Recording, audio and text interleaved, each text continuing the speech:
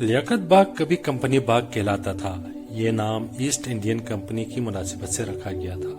اس زمانے میں کمپنی باغ سیاسی جلسوں کے لیے بھی استعمال ہوتا تھا۔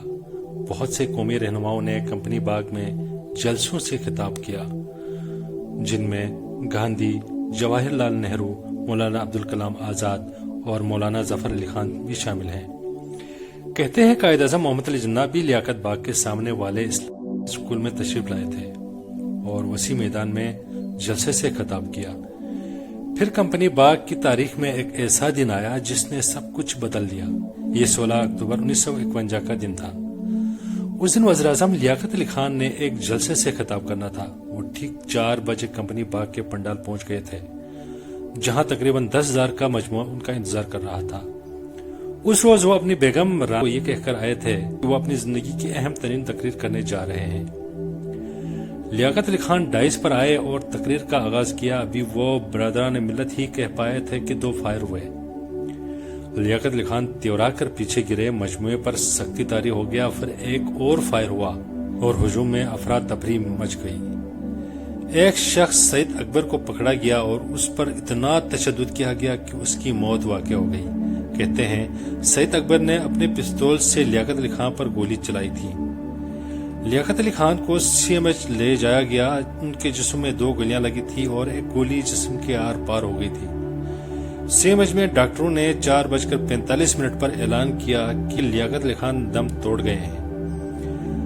ابھی تک اس قتل پر اسراریت کے سائے ہیں۔ سید اکبر اس روز اپنے 11 سالہ بیٹے کو ہمراہ جلسے میں شرکت کے لیے لے کے آیا تھا۔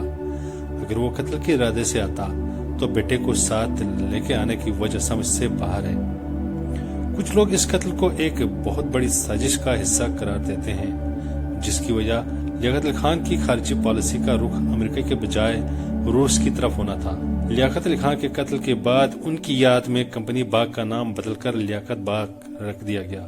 1971 کی بات ہے کہ مشرقی پاکستان ہم سے علیحدہ ہو چکا تھا۔ ذوالفقار علی بھٹو ملک کے حکمران تھے اور وہ عوامی حلقوں سے خطاب کرتے ہوئے بنگلہ دیش کو منظور کرنے کے حق میں دلائل دیتے تھے۔